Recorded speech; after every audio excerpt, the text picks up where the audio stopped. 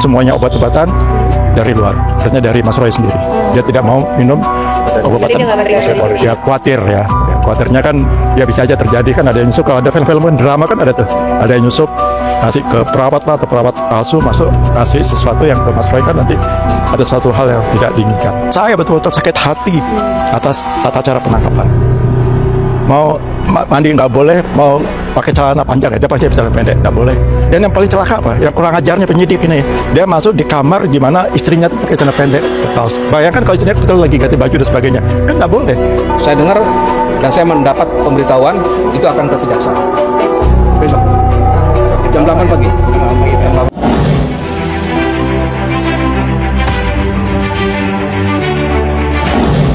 Saya Laksamana Pertama TNI Purnawirawan Muryono Aladin. Saya mewakili gerakan merebut kembali kedaulatan rakyat saya sebagai presidium, dan juga mewakili forum Purnawirawan Prajurit TNI FKPP TNI. Saya kebetulan sebagai sekretaris sekjennya. Tadi udah jenguk Ya, saya sudah jenguk. Alhamdulillah tadi saya sudah sempat menjenguk Mas Roy. Luar biasa sehat. Saya kaget, loh Mas Roy kayak nggak sakit itu. Ternyata sakitnya memang sakit dalam, jadi nggak kelihatan. Tapi wajahnya kelihatan gembira, itu mungkin semangatnya tinggi. Ya luar biasa semangat, tidak sama sekali tidak kelihatan bersedih karena ada penangkapan, penahan dan sebagainya. Jadi kelihatan Mas Roy justru kelihatan semangatnya lebih hebat lagi dibanding sebelumnya. Kenapa? Karena tidak bisa menerima perlakuan yang diberikan oleh penyidik yang menangkap beliau. Kelihatan dari ungkapan beliau. Apa katanya? Saya ditangkap kayak Mas nonton nggak film G30 PKI ketika Cakrabirawa menculik Jan Jandar? Persis itu katanya. Itu yang dia kecelakaan, itu yang dia bikin semangat dia akan lawan. Nggak peduli apapun kawan, apapun dia akan korbankan. Jadi jangan sampai kezoliman ini berlanjut terus. Itu yang tadi sampaikan ke saya itu. Tadi saya sempat foto, tadi saya sampaikan ada foto sama Mas Roy Sira. sama halnya dengan Dokter Tifa. Nah, tadi Dokter Tifa kebetulan lagi diinfus, jadi saya tidak bisa masuk. Tapi katanya baik-baik aja, tadi cuma salam aja, dadah aja. Kalau Mas Roy ini diinfus juga atau Enggak, Mas Roy, ya mohon maaf, Mas Roy tadi mengatakan bahwa Mas Roy semuanya obat-obatan dari luar, artinya dari Mas Roy sendiri. Dia tidak mau minum obat-obatan. Jadi dia nggak menerima dari sini. Ya khawatir ya.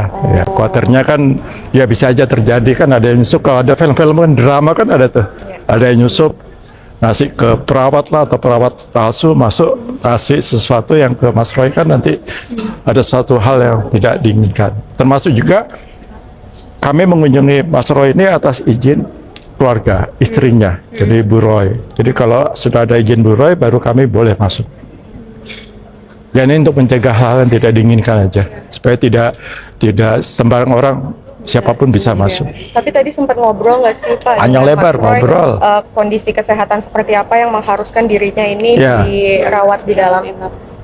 Nah itu sebenarnya beliau tidak minta, saya minta dirawat enggak, tapi itu atas instruksi dari dokter yang meriksa. Jadi dokter punya kewenangan untuk apakah yang bersangkutan wajar untuk ditahan atau tidak.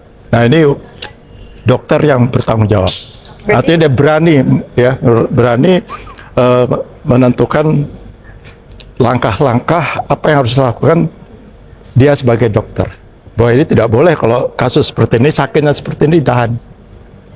Berarti tujuan datang hari ini untuk memberikan dukungan pastinya. Pasti ya, Pak. dukungan.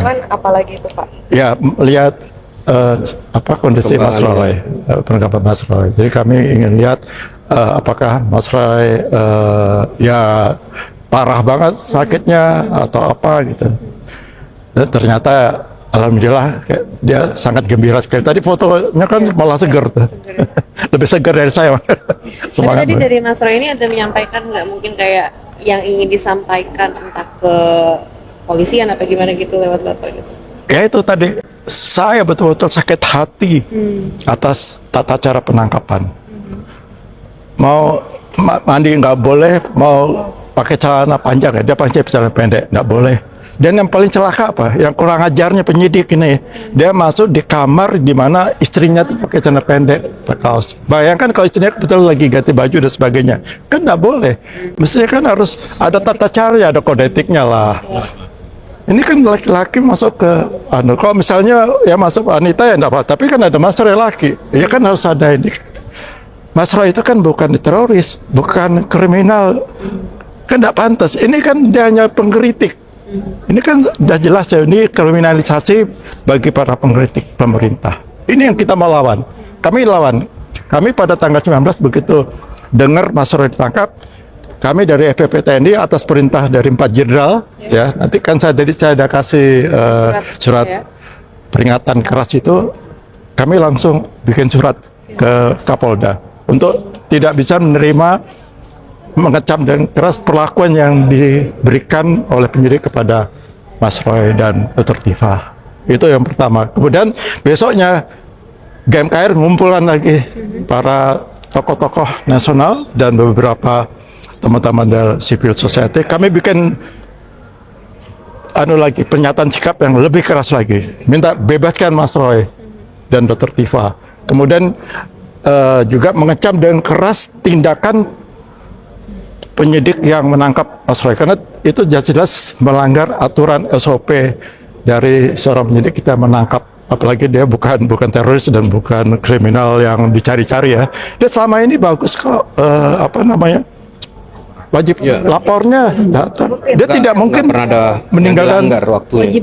Tidak pernah ada yang dilanggar waktunya. Dia udah langgar dan dia tidak mungkin melarikan diri dan juga tidak akan menghilangkan barang bukti. Dia pasti jelas selama ini kan selalu patuh pada aturan wajib lapor. Itu tadi yang Mas Roy katakan. Jadi betul-betul tersinggung berat. Ya, tersinggung berat sebagai tokoh yang hanya ngeritik. Nah, ini soal ijazah itu palsu pasti.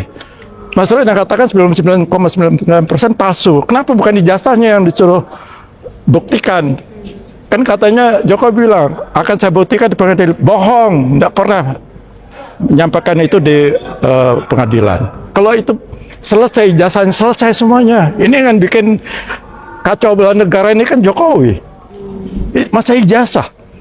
Dan ingat kemarin pada waktu kami di pertemuan di GMKR ada konferensi pers, kami tetap nyatakan jangan lupa loh, jangan sampai kasus Mas Roy ini terus kasus ijazahnya Jokowi dilupakan. Jadi kami tetap tegaskan di poin ketiga kalau nggak salah, tetap tangkap, adili Jokowi dan majukan Gibran. Tetap jadi kami punya tujuan. Itu GMKR tadi atas perintah 4 jenderal ya Pak ya? Enggak, GMKR lain lagi. Tadi yang Pak Jenderal itu FPP TNI. Itu yang tanda tangan FPP TNI itu ada Jenderal Purnawirawan TNI Hordoroji, Jenderal Purnawirawan TNI Tiasno Sudarto, Marsikal TNI Purnawirawan Hanafi Asnat, dan Laksamana TNI Purnawirawan Slamet Subianto. 4 bintang semuanya. Satu lagi. Enggak, hanya 4. Bayangkan 4 bintang turun tangan untuk bela Mas Roy. Karena ada kurang ajar. Polisi yang ditugaskan udah kurang ajar. Enggak benar itu. Terus di dalam Pak Ugarsana ingat ya Pak Ugarsana kemarin marah-marah. Dia kemarin juga pada waktu kami konferensi juga Pak Ugarsana marah. Malu saya sebagai polisi atas kelakuan dari junior saya. Karena jelas-jelas melanggar SOP tata cara penangkapan. Terus tadi di dalam sempat ada ngobrolin soal rencana penangguhan penahanan yang akan dilakukan Nggak ada. oleh tim kuasa hukum, nggak? Mungkin persiapan yang udah di. Oh tetap, kalau itu dari pihak lawyer tetap menyiapkan itu pasti. Malah mau ada minta tanda tangan dari tokoh-tokoh itu, tetap itu lawyer lah punya Tapi pekerjaan. tadi sempat disinggung nggak Pak, diobrolin nggak di dalam? Enggak. Karena Mas Roy sudah percayakan semua itu ke lawyernya Mas Roy. Kami hanya memberi semangat Mas Roy lah, supaya Mas Roy tetap tabah. Kalau misalnya dari Pak Kalau Dwi Pak ini, Dwi tadi sendiri- udah sempet belum Pak? Cek. Saya baru datang. Oh, jadi baru datang. Kalau saya, karena saya ini kan dulu saya sebagai hakim agung ad hoc selama 15 tahun di Mahkamah. Banyak yang saya amati mengenai proses peradilan, proses dari mulai proses penyidikan sampai dengan penahanan Mas Roy. Mungkin sampai nanti di pengadilan saya akan kawal dan saya akan ungkap kesalahan-kesalahan dari proses itu nanti. Supaya, karena begini, di dalam proses peradilan pidana, apakah akan dilakukan secara sempurna? Jika itu dilakukan secara sempurna, bagus, sesuai dengan tupoksinya masing-masing lembaga penegak hukum ini. Tapi kalau sudah ada unsur titipan, ini yang bermasalah.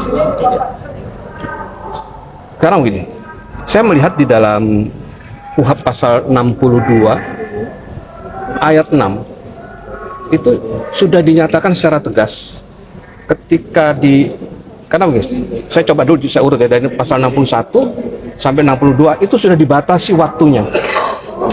Waktu penyampaian hasil pemeriksaan penyidik kepada kejaksaan itu sudah dibatasi waktunya. Dari 7 hari, 14 itu di KUHP yang baru ya. Dari mulai pasal 61, pasal 62 ya, dari ayat 1 sampai ayat 6 itu sudah jelas sekali. Waktunya sudah jelas. Terbatas waktunya. Nah, terus kemudian di pasal 6-nya di situ sudah ada satu kewenangan dari kejaksaan. Ketika bolak-balik tidak dilengkapi oleh penyidik, maka di pasal 62 ayat 6 itu disampaikan di mana jaksa mempunyai kewenangan untuk melanjutkan atau tidak melanjutkan. Coba bayangin, itu sudah diatur dalam undang-undang. Jadi di pasal 62 ayat 6 itu sudah tegas dinyatakan jika dinyatakan masih belum sempurna ya, dijelaskan di di ayat 5-nya seperti itu. Kemudian di ayat 6-nya yang terakhir itu justru menegaskan sudah menjadi kewenangan kejaksaan untuk ini dilanjutkan atau tidak dilanjutkan. Pertanyaannya sekarang, kok tiba-tiba sudah sekian lama, bahkan hampir 7 bulan kalau nggak salah ya, 6 sampai 7 bulan lah. Jarak TSK ya. Ya, proses untuk mencapai P21 ini, ya dinyatakan lengkap ini. Kan dari P19 bolak-balik gitu kan. Ini nggak bisa sudah. Karena di KUHP itu waktunya sangat terbatas. Nggak bisa itu main-main lagi. Baik itu penyidik maupun kejaksaan seharusnya sudah mengambil sikap tegas di sini. Aturannya sudah jelas kok. Nah, inilah yang harus disikapi oleh nanti PH-nya Mas Roy ya. Kalau saya kebetulan kan di legal advisor-nya FPPTNI. Jadi saya hanya bisa memberikan satu pencerahan ya, atau masukan-masukan di dalam penerapan proses pidana ini ya, peradilan pidana ini. Ya itu selanjutnya nanti terserah pada PH-nya. Apakah PH-nya nanti saya yakin juga mereka juga mungkin sama ya pemikirannya dengan kami ya, terutama juga dengan saya. Nah disitulah kita harus cerdik melihat di mana proses peradilan pidana ini harus benar-benar kita ikuti, karena jangan sampai ada penyimpangan-penyimpangan gitu ya. Terutama adanya titipan. Kalau ada titipan itu sulit sudah. Ya, kalau ada titipan itu udah sulit, karena gini, saya tahu persis. Ini juga saya mohon kepada masyarakat untuk mengawal proses ini ya. Karena kalau namanya titipan tuh ini bukan fitnah loh ya. Ini kenyataan, ini kejadian real. Di banyak peradilan, di banyak pengadilan. Dan proses peradilan apapun itu ada semacam titipan, baik itu di perdata, pidana, tun, militer, ya itu ada. Mungkin yang minim titipan itu peradilan agama ya, ya kan, karena urusan cerai waris gitu ya. Tapi kalau sudah menyangkut perdata, tun, militer, kemudian pidana khusus, perdata khusus itu banyak sekali. Nah, ketika ini sudah ada satu kesepakatan dari ketiga penegak hukum ini, maksud saya, ada satu kesepakatan, tentu ada titipan. Ya. Proses peradilan tidak akan berjalan sesuai dengan yang diharapkan oleh masyarakat. Kalau dugaan dari Pak Dwi ini, titipan seperti apa yang dititipkan ke pihak peradilan? Saya baru melihat satu kesalahan ya, satu kelemahan proses yang tadi saya sampaikan di pasal 62 ayat 6 itu. Kenapa jaksa tidak berani secara tegas sudah menentukan atau memutuskan ini tidak bisa dilanjutkan? Kalau memang bisa dilanjutkan, ya jangan nunggu lama sampai 7 bulan dong. Ikuti prosedur, kalau nggak salah 14 kali 3 berapa? 14 kali 3 berapa? 44, 46. 42, 42. 42 ditambah 7. Ya di 61 itu ada 7, 14, 14. Berarti total berapa?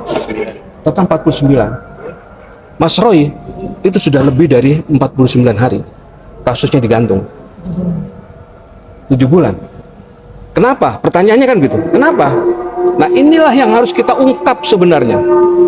Besok tim PH-nya Mas Roy, saya dengar dan saya mendapat pemberitahuan itu akan ke kejaksaan.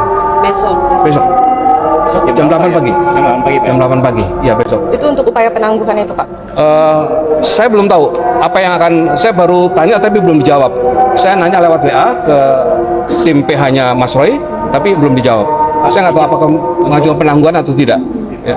Pak, untuk tim PH kejaksaannya yang ke sini atau tim PH-nya yang akan ke kejaksaan? Informasinya ada 2 soal, belum tentu 2. Tim PH kejaksaan dong. tim PH kejaksaan. Kejaksaan. Iya, Kejari, Kejaksaan Negeri. Ke sana. Ada lagi? Silakan. Ada yang mau disampaikan lagi mungkin, Pak? Saya hanya satu minta kepada masyarakat Indonesia. Ini kasus ijazah palsu sudah dimulai sejak kasusnya Bambang Tri dan Gus Nur, ya. Kemudian berlanjut ke Mas Roy CS. Jadi saya mohon pada masyarakat untuk mengawal, terus mengikuti dan mengkritisi proses peradilan pidana yang akan berjalan. Tapi mudah-mudahan nggak berjalan ya prosesnya ya. Itu harapan kita ya.